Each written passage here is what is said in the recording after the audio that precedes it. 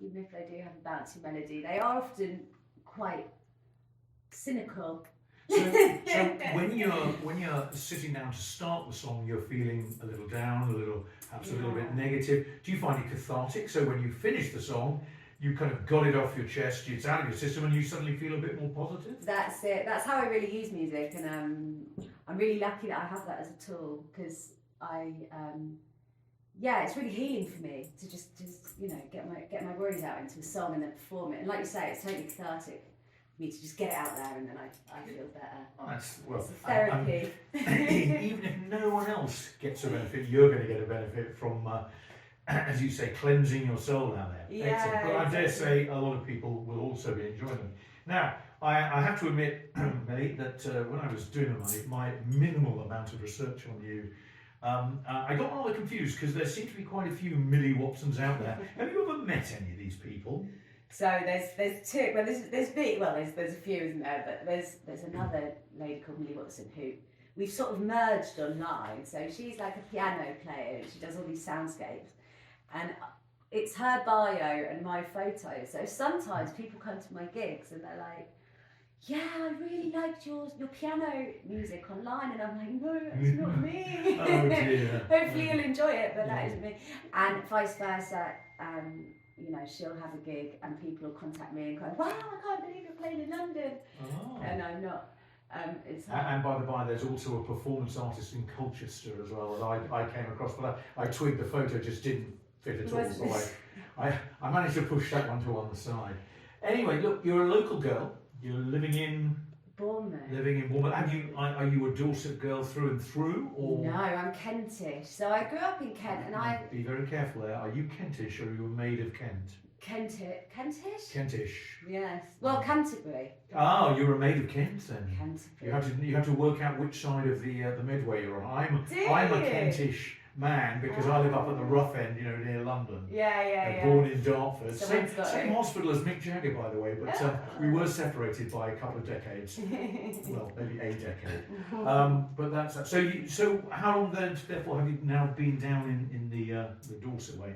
So I've been here for about 4 years now. It was a bit of a story, really. I moved down here. I met a guy and we travelled with the fair for a little bit when I left college, and he lived here, so we ended up travelling with the fair and doing bar work. Right. Much to my parents' dismay, probably. All my friends went to uni, and I did that. And then his family was from here, so when we stopped sort of working with the fair, we settled here, and I didn't think I was going to stay. I didn't have any friends. I just thought it was full of old people, to be quite honest. It is. It is, isn't yes. it? Look around. I was like, oh no. I know this is Radio Wimborne, no offence to anybody, but and I just thought, I'm not going to stay here. When we split up, and then I just got immersed in the music scene and started doing open mics as much as I could, and it's just such a good music scene here. That's fantastic. And, Can I take you back though to your Canterbury, yes, your Maid of Kent days? So when, as a whippersnapper, when did you first pick up a guitar, touch a piano, play the recorder? What was your first creating music experience? It's difficult to say. Well, I was really lucky. I went to a Steiner school, which is a really creative sort of school, and so I was playing recorder from a really young age, much to my parents' dismay again, probably. So it's a really musical school, but my dad is also a folk. He writes his own folk music and stuff. Right. So does he play in the Kent scene on the Kent circuit? He does open stages and stuff. He's never done it, really professionally, but as little as I can remember, I would sing with my dad, and then when I got probably about 12 or so, he would take me around all the open mic nights, and again, it was just sort of old guys in there playing Bob Dylan, and at the time I used to think that was really not cool. I thought, this is so embarrassing. But the songwriting that you hear in those spaces is just some of the most profound stuff you can hear, and talent. Yeah. These old, unassuming men mostly. There's a few ladies that would go as well, but just this talent, and that was so inspiring from such a young age. Yeah. And your first serious instrument, what was that? It was piano, funny. It was a piano. Which is funny because the other Millie Watson. The story, it's all coming together.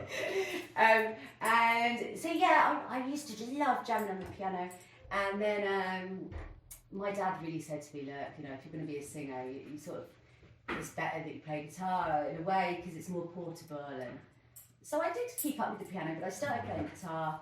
I'd be the first to admit I don't like playing guitar. I'm such a lazy guitarist.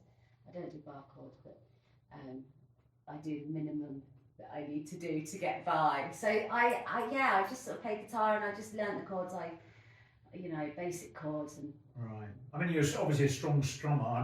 I'm hoping that a bit later I did hear a little whisper that you are a bit of a picker once in a while, and Yes. I'm hoping that a bit later maybe you'll show us some of your kind of digital dexterity on the fretboard for that. So you came down to Dorset rather than go the more traditional kind of school university route. You're in the local music scene here. How frequently do you get a chance to find an open mic, or a mic that is open? Yeah, well, I don't do them so much anymore. I run an open mic night at Ludo Lounge in Southbourne, and it's a real pleasure to facilitate that space for musicians, and I get the pleasure of seeing a lot of musicians that. Where do you find them? I mean, do they come to you and say, please, Millie, can we play? Or do you go out to maybe other open mic venues and say, I quite like that one, I'd like to get them in to do? Sometimes, often they just turn up, and sometimes I message people and say, do you want to come along? And yeah, it's just such a pleasure. We've got such a good community of musicians, haven't we, in Dorset? Oh, absolutely. So yeah, we get some great talent down there. I do Chaplin's open mic quite a lot. That's my favourite, and I think anywhere I go in the world, if I ever do get to play internationally, I think my favourite stage will be Chaplin's open mic night on a Wednesday. It's just in Bournemouth. In Centre of Boscombe. That is just my favourite place. Yeah. Forget the Royal Albert Hall. Yeah, I don't. Who cares about Milano? You know, let's go back to Bournemouth. Oh, fantastic. Yeah. How about, we did mention a little picky one. Do you think you could do a little finger digitalis with us, please? I've got just the one in mind. Oh, I tell you what then. Harmonics and all. Ooh. If I can, I've promised you the world now, haven't I? So I'm going to have to execute it. This is a song called Milk and Bread, and a little bit like my last one, you know how I was saying I sort of wrote songs when I'm feeling a bit moody, down, I don't know what the right word is. And this was me reflecting on my youth, really, and reflecting on mine and my brother's sort of upbringing, which you'll hear in the words. This is called Milk and Bread.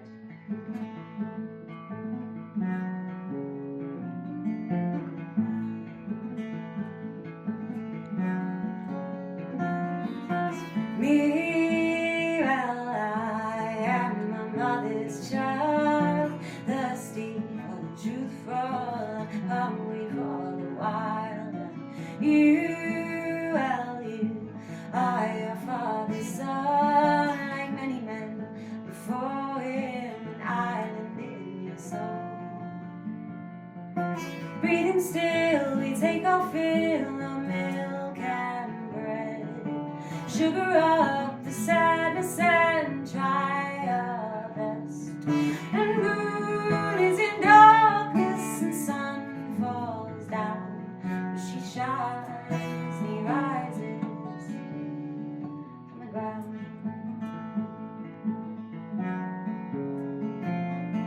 And me, well, troubled is my soul, bitten on my fingers and fiery on my bones. And you, well, you're walking through the deep, promises of goodness, but fearful underneath. Breathing still, we take our fill of milk and bread. Sugar up the sadness and try our best. And the moon is in darkness and sun falls down, but she shines, he rises on the ground. And me, well, I've been here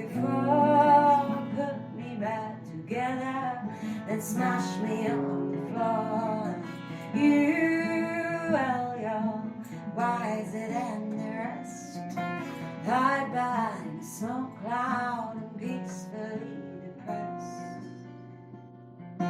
Breathing still, we take our fill of milk and bread. Sugar up the sadness and try our best. And moon is in darkness and sun falls down, but she shines me rising on the ground. Moon is in darkness and sun falls down, but she shines me rising on the ground. Thank you so much.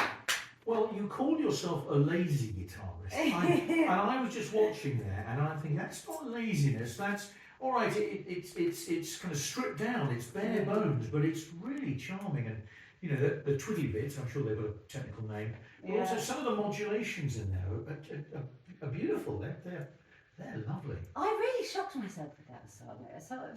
It took me a long time to write. I had the guitar melody, and it just fell out of me. And like I said earlier, normally I'm just doing, straightforward chords, and that just fell out of me one day. And the words then took a longer time to come, and in the end, I was really happy with it. I don't think I'll write a song like that again. I don't know if I'll have it in me, but I hope I will. Is that your normal kind of modus operandi, that you come up with a basic kind of chord sequence first, which you then parlay into a tune, and then the words come later? Or sometimes do the words come out and then you kind of look around for a tune that kind of, how does it work? Well, it's interesting. I think there's no set thing for me. Sometimes I start off with a phrase, and then I just build. Normally I just come up with a phrase in my head that I like, and I don't even necessarily know what the song's going to be about. And then you.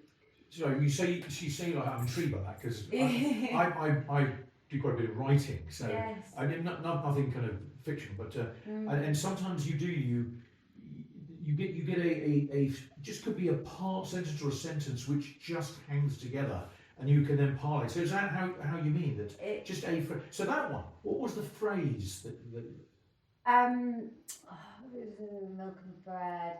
I really liked the milk and bread thing. Okay. I don't know why, I was, and I That's what kids have, isn't it? For tea, what are you going to have for tea? Ma, what's for tea? Milk and bread. You have milk and your bread with maybe a bit of scrape of butter and a bit of honey on it or something. Really simple. When you're a small kid, that's all you want, isn't it? Yeah, and that song's sort of based around simplicity and just how it's funny, when I wrote it, I probably didn't even know what it was about, but sometimes you have to read into your own songs and think, what's that about? And yes, so the title was Milk and Bread, and I suppose it's just about the simplicity of life and what keeps us alive, and it's really about the ups and downs of life, but and I seem to remember, I could be wrong, I think it was Milk and Bread, and I just built this song around that, but... And you mentioned your brother, is he another good dance musical? Mum? She is. My mum has I think she's listening. Happy Mother's Day, Mum. Mothering Sunday, Mum. It's Mothering Sunday. Yeah. Oh, I'm a pedant for that kind of thing. Do you like, why not Mother's Day? Because that's American. Yeah. Is it? Yeah, 1914. Oh, horrible. Is it? Mothering Sunday. That's quite old English, isn't it? You want to listen to the show from this morning? It's all about that. Anyway, a little plug for my own show there. Isn't that outrageous? Anyway, let's talk back about you. So you've got a mum. So what's Mum do? She's got a voice of an angel. She does. She sings, and she has always been, singing in the car. And her taste in music is absolutely so broad. She likes the Beastie Boys, Rage Against the Machine, but also classical music, and she really does a great taste in music. And you said Dad used to go around the open mics and club and play. So yes.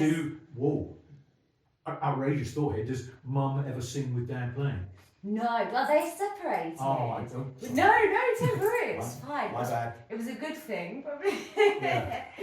But they're both musical, and they are festival traders as well. So they both have a stall at festivals, and so I've just been around music.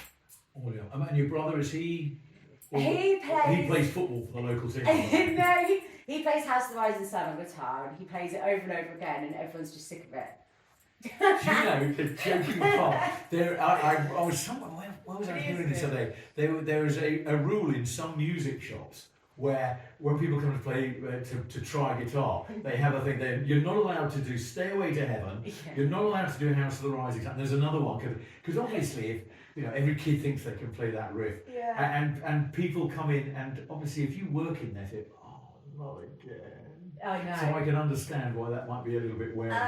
He's good at it, but so Ethan, I mean, he is creative. He's more academic than me, really. Right. We all have our different strings to our bow, don't we? Different things. We do. Yeah. Talking about your music, so where would you see your musical influences coming from? Where are you? You're a very. This is radio, so you can't see this, but I can.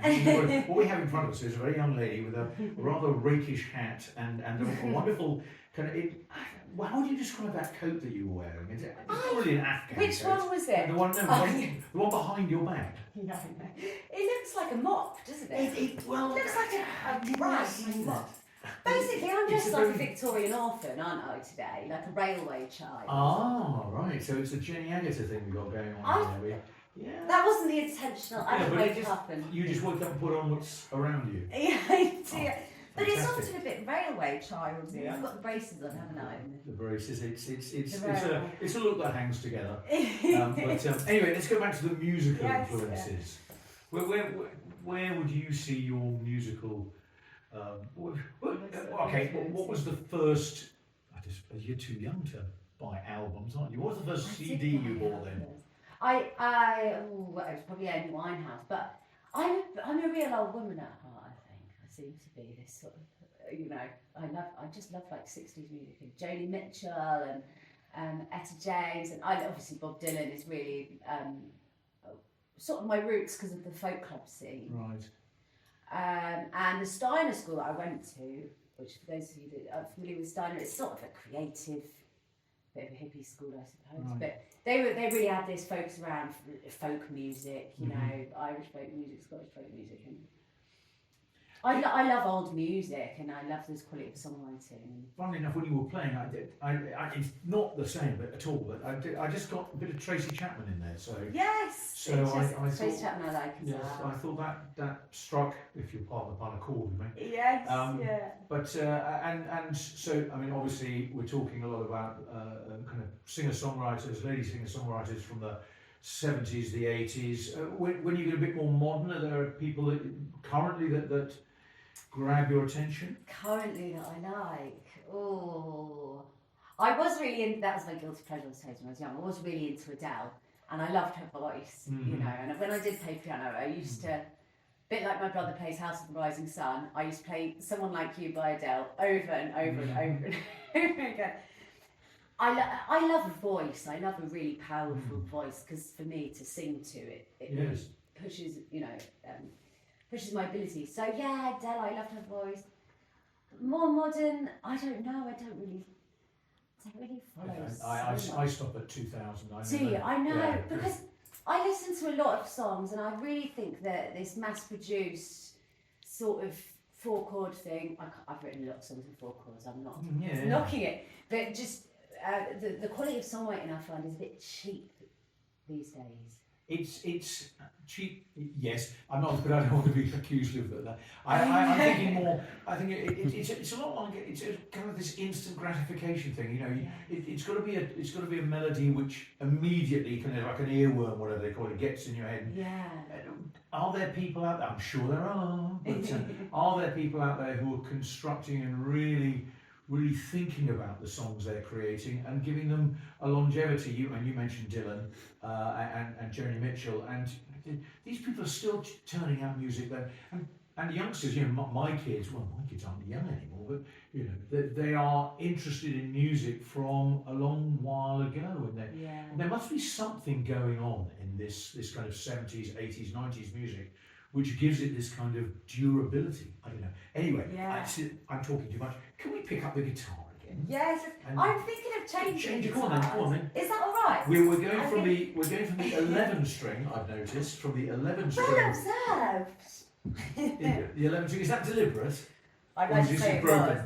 But it was a happy accident that, because it was the G string, and someone said to me, oh, well, that's fine, because a lot of 12-string guitarists take the top G string off, because it's higher than the E string. Really? So I thought, oh, well, that's good, I'm just going to pretend that was a, All right, so it was a conscious musical decision. It was a happy accident, as Bob Ross would say. I bet you can't buy single G strings, so. No. Maybe in a lingerie department, but that's not. Oh. It's Radio Wimborne, isn't it? Calm down out there, some of you gentlemen. I haven't plugged it in, have I? Now we're gonna plug it in. It's like, it's not like I do this for a living or anything. Can't get the musicians these days. We bring in our tech people. How's that going? Should we give it a strong? Brilliant. There we go. I'm going to do quite an upbeat song now, and this is a song called. We were talking earlier about building a song around a phrase, and I had this phrase in my head: Susie sells us dopamine, and it was, and I don't know, I just built this song around it, and Susie sells us dopamine. so and it Bit was, of happiness. It's a happy number. and it was just about growing up, really, where I grew up, and you'll hear it anyway. I'm going to stop jabbering on and just play the song.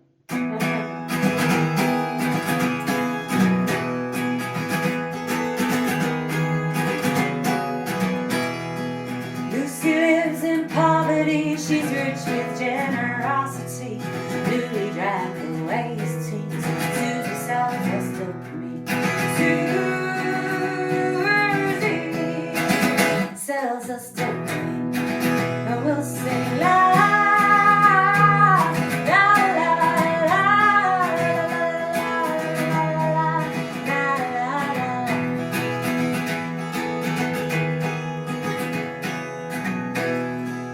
Take our troubled consciousness and leave it by the door, and drink to all the ones of us who didn't make this far. Drink to all the ones of us who didn't make this far, and we'll sing la la la la la la la la.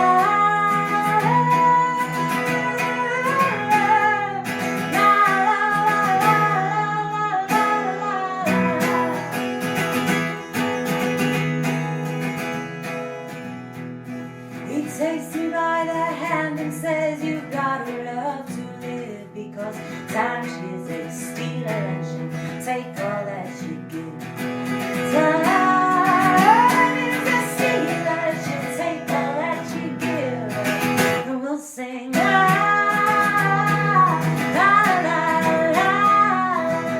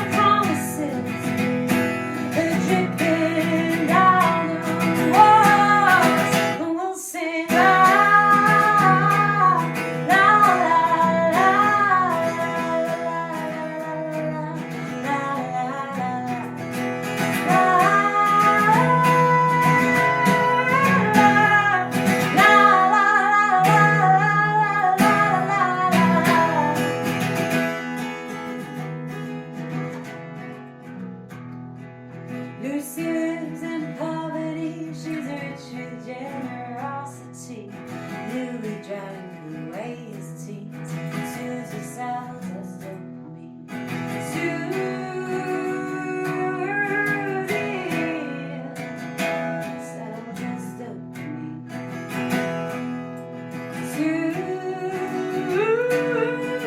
Susie sells us dopamine.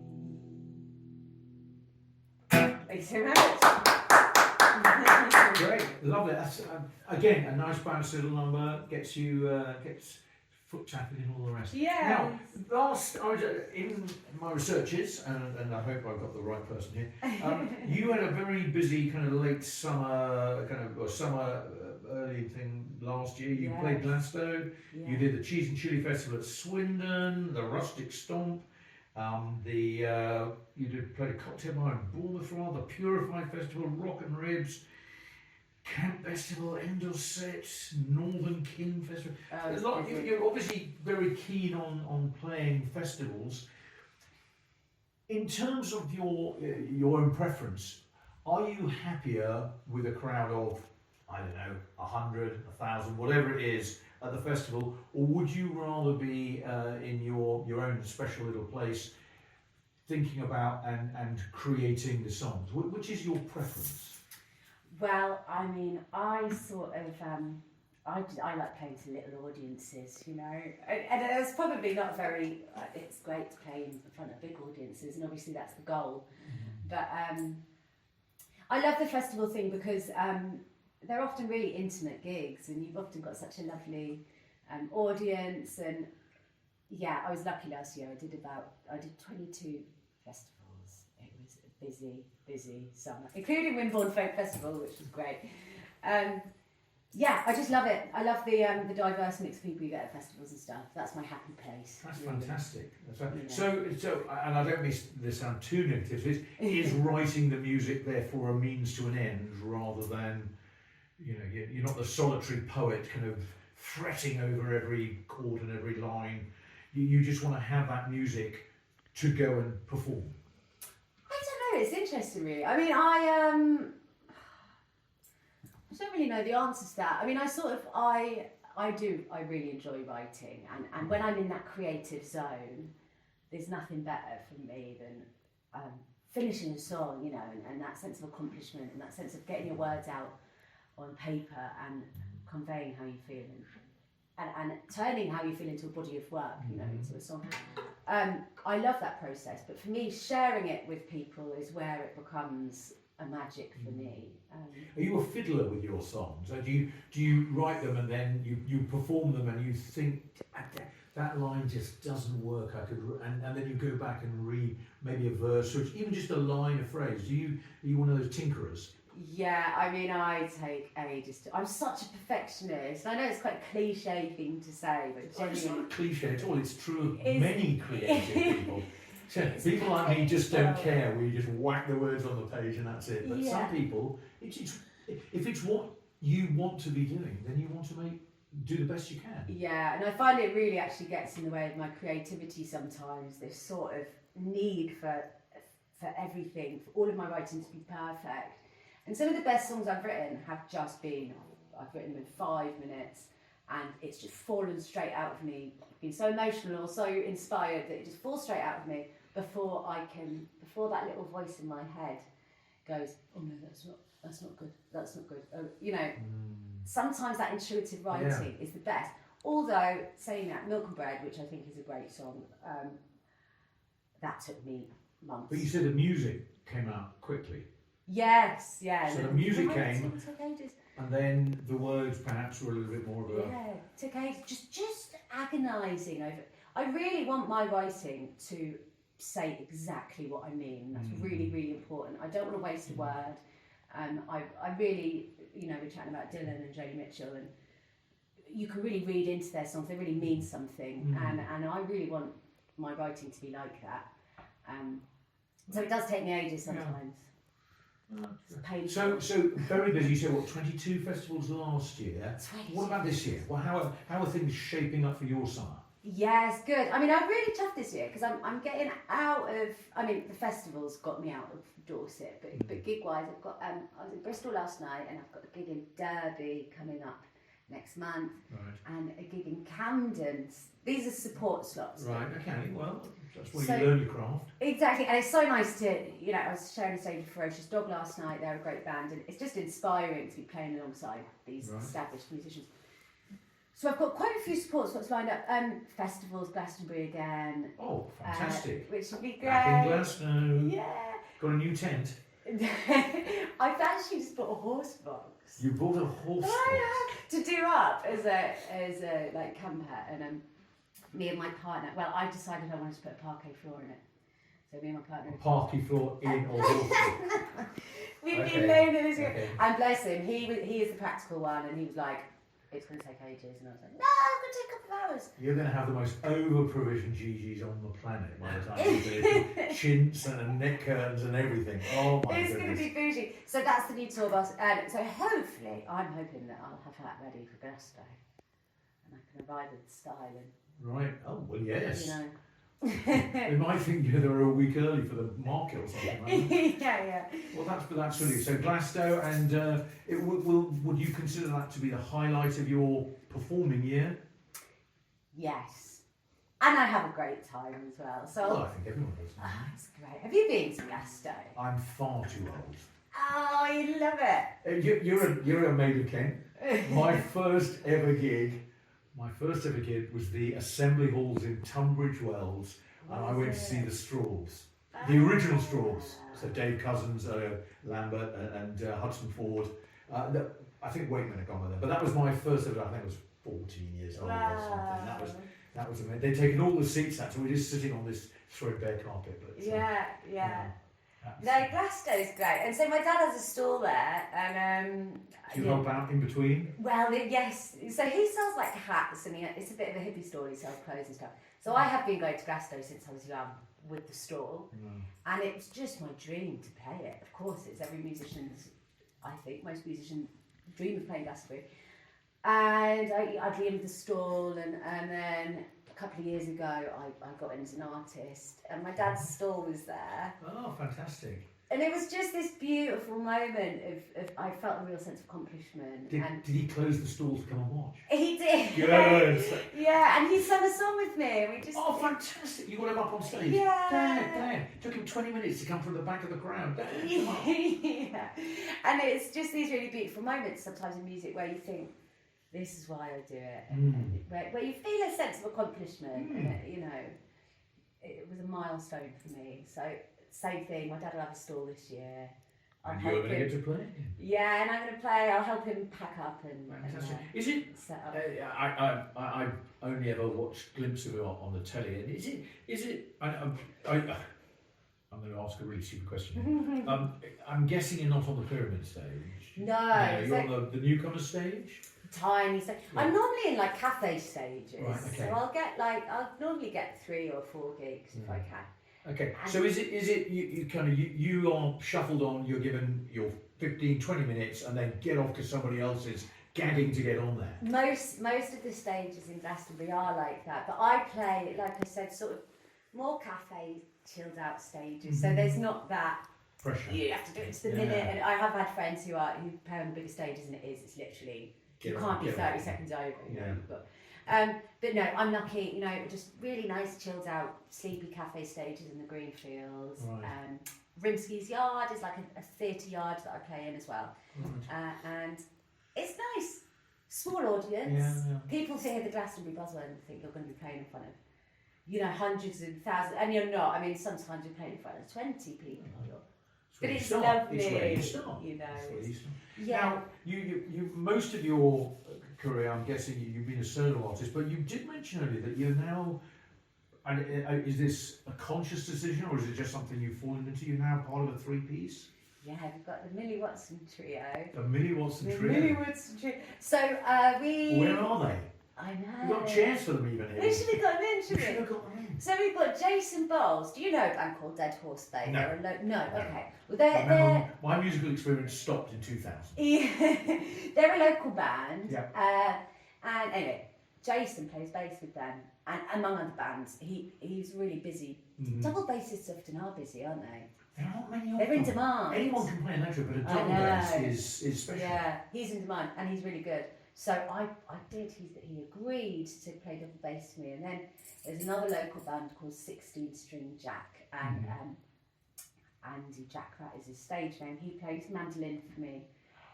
That's an interesting combo. So you've got a double bass and mandolin and either an 11-string or a 6-string. Yeah. That's an interesting combo. It is. by the way, Dom, I hope you're taking note of some of these names of people for the next. Yeah, there it is. Yes, He's do. making notes. Dead Horse Bay are great. I mean, they're just so eclectic. If they're local, we want them. Yeah, I'll send you their names.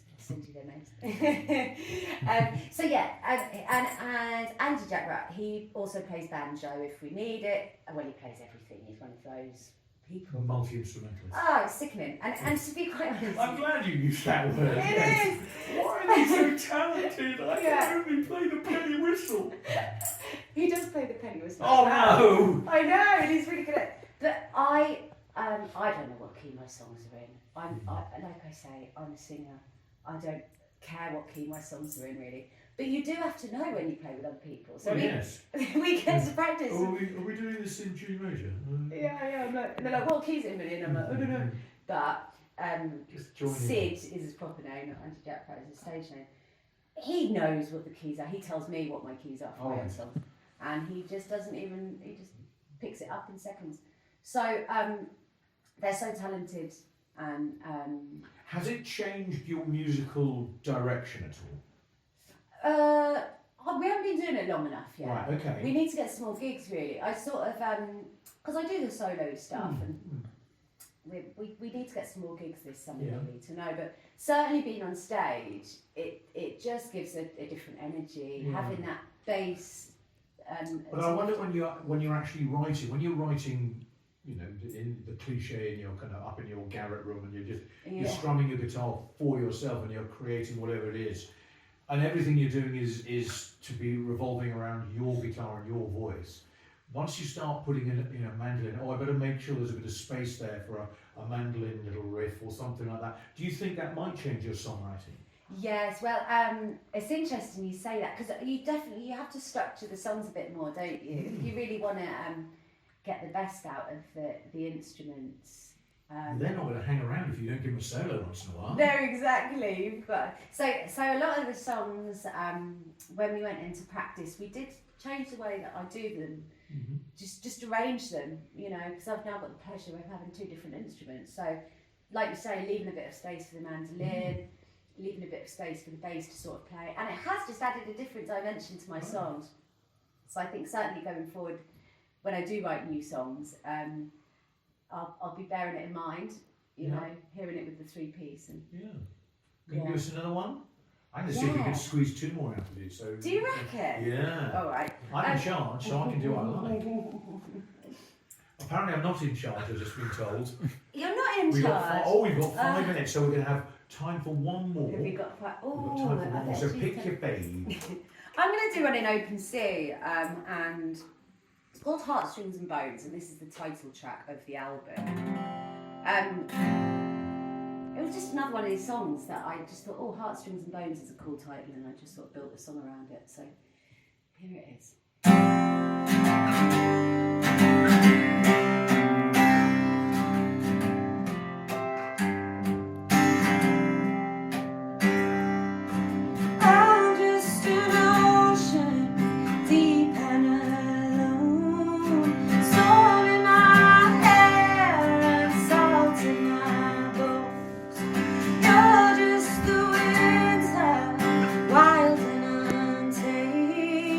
Soft in the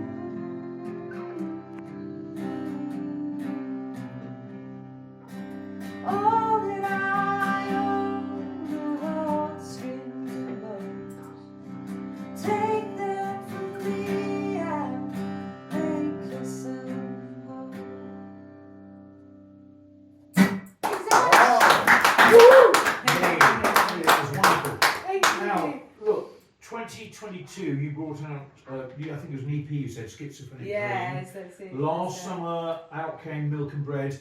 Is Milk and Bread going to form the basis of another EP, perhaps an album? An album is An on the album. cards. Yeah, so we've just finished recording actually over at Oak Studios in Litcham with Travis, and I did a little bit with Matt Black at Hangover Hill. Right. He's just next door to us here at Radio Wimborne, Mhm. just down there in the studio. And it's been sort of 2 years in the making, really. You know, and at one point there was just sort of.